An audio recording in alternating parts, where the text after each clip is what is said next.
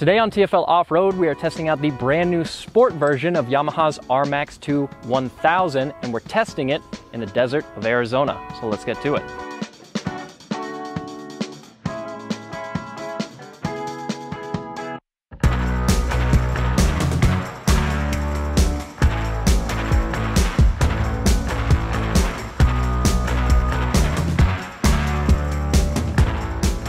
Yamaha's RMAX is a side-by-side that's designed for both utility and performance. And what the sport gets you is a special tire and suspension package, and we'll go ahead and start there.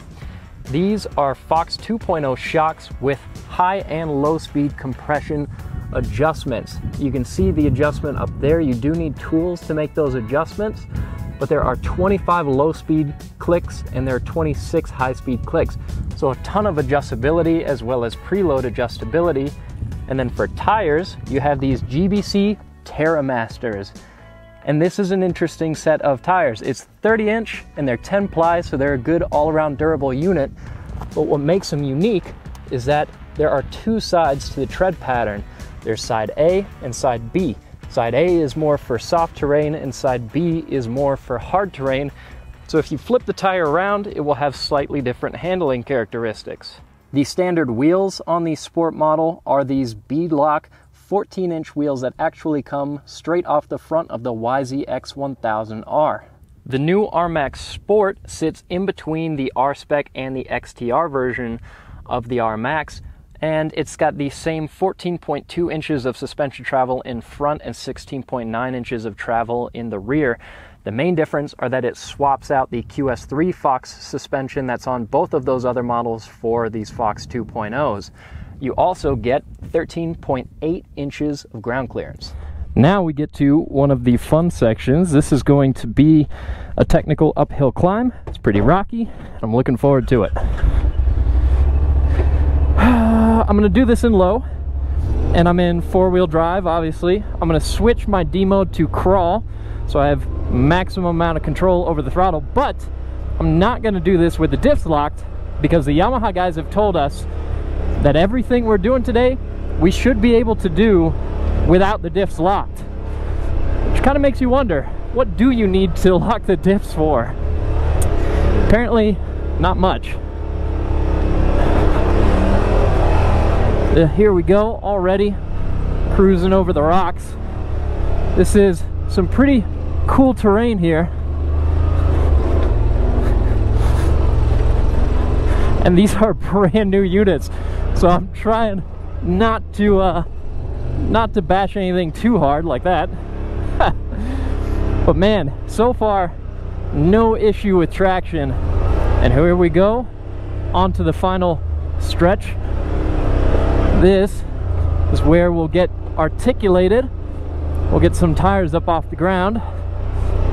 Been watching some of the other side-by-sides coming up this, and I'm straddling this big hole here in the middle, and it is steep.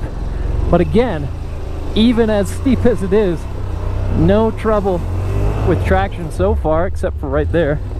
We'll back up a little bit. Yeah, a little bit of momentum, and it walks right over it. So that's one situation where the diff's locked. Would have had this climbing up that probably with no problem, but all I had to do was take a little momentum into it, and it was easy.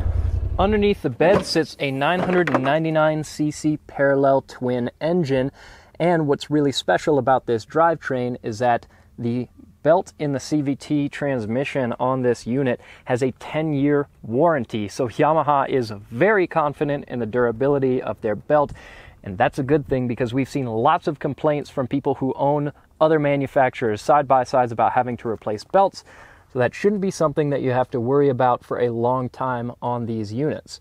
This is the same drivetrain that was on the RMAX when it launched, and Alex and I did a video in Sand Hollow when this initially launched. So if you want to see even more off-roading with the RMAX, be sure to check out that video as well. The RMAX is not all about performance, it's also meant to have some amount of utility. So this bed has a 600-pound rating, and not only that, but it also has a dump feature with hydraulic assist. Now it's not very difficult to resist this hydraulic assist. I can push the bed back in place with one hand. which makes me wonder how well it would be able to dump a load that is at its maximum rating of 600 pounds. So hopefully we'll get one of these to test on the farm at some point to see how well that does. One complaint about the RMAX is that this tailgate is not very easy to latch. You really have to slam it in place if you want to get it to latch, and even then, this side is not latched. So, there we go. That's fully latched. Also, on the note of utility, you've got this 2-inch receiver, and the RMAX is rated to tow up to 2,000 pounds.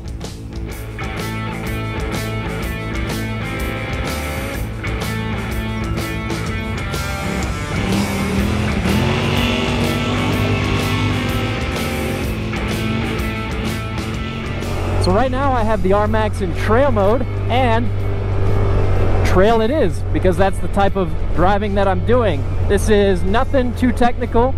This is just a rocky, average trail, the type of thing that you could find pretty much anywhere, especially in the West.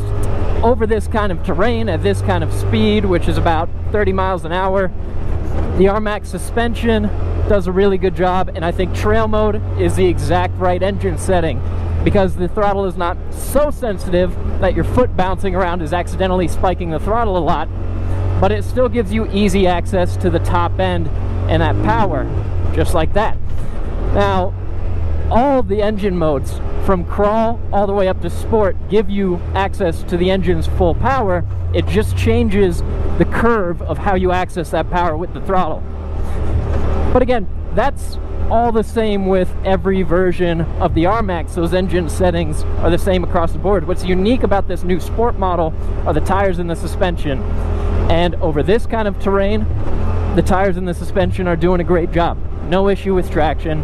And yeah, this is about as comfortable as you can be over these kinds of bumps at this speed. Let's step inside of the RMAX and check out some of its features, starting with the instruments. So, flipping the key on, you get a very basic screen here, but it's easy to use, easy to read. So as you can see, a large speedometer, as well as a 4-wheel drive indicator, and your knob to switch it from 2-wheel drive to 4-wheel drive to 4-wheel drive with differential locks is right here. You can also see D modes, and this is something that I like a lot more than I expected to. I'm not a huge tech guy, but I found myself switching in between the different engine modes more often than I would have thought, because there's actually a noticeable difference between all of those different modes. One thing that I don't love about the interior layout of the RMAX is the fact that it is very difficult to see all of these dials that are on the sides when you're actually driving, because it's blocked by your hands and by the steering wheel. But one thing that I do like is the fact that your 4-wheel drive selector over here and your D mode selector over here kind of work in the same way. So all the way left is sport on this side, and all the way left is 2-wheel drive on this side. So if you want to do some high speed, kicking the tail out type driving, you go all the way left on both dials. Then the middle setting on both dials is 4-wheel drive and trail, and those are some of your more mild off-road settings. And then you can go all the way over to crawl and full diff locks for your maximum amount of crawling ability.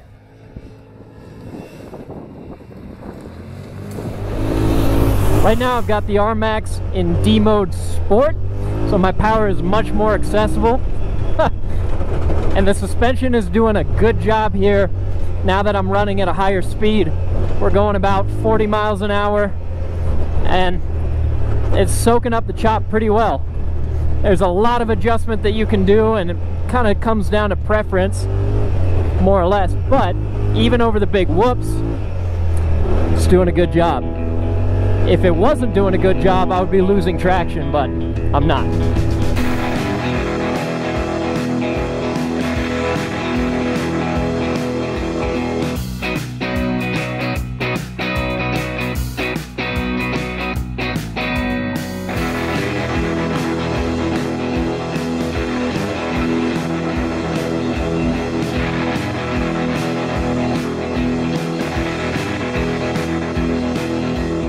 Here in the center of the interior, you can see blank areas where you can add a ton of things. There are 11 positions for you to add blank switches without having to cut into the dash. So these rubber covers just plug those holes until you actually find some accessory that you want to add. I'm not sure if you're going to be able to find 11 things to add switches for, but Yamaha does offer a bunch of accessories, including winches. You could throw light bars on it. So there's a lot of stuff that you could add if you want. There's also a placeholder right here for where you could add a screen, and in the doors there are these pockets where you can pop out the plastic and add in some speakers. Another nice item on the door are these pads for your knee to rest against, and not only is that on the door, but it's also right here in the center, and that gives you a much more comfortable place to place your knees, because off-roading you're bouncing around a lot, and so it's nice to have something that's not just hard plastic to rest against.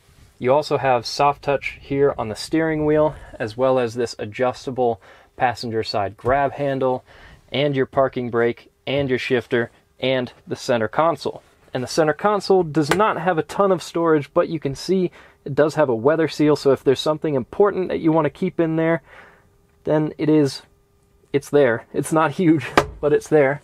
You also have a glove box here, and of course you can also add more accessory storage units. Something else I like about the RMAX is that you have these structural towing and tie-down points built into the front bumper that are very accessible. Makes it easier to recover this if it ever needs recovery, and it makes it easier to trailer. Pricing on the new RMAX 21000 Sport starts at $22,599 plus an extra $1,000 in freight and destination charges. And if you want a side-by-side that can do a little bit of everything, utility as well as performance, then this should definitely be on your short list, because it has a lot of really good features and it's fun to ride out here in the desert. You could ride it anywhere, it's capable. So definitely keep it in mind if you're shopping for a side-by-side, and we'll catch you guys in the next video.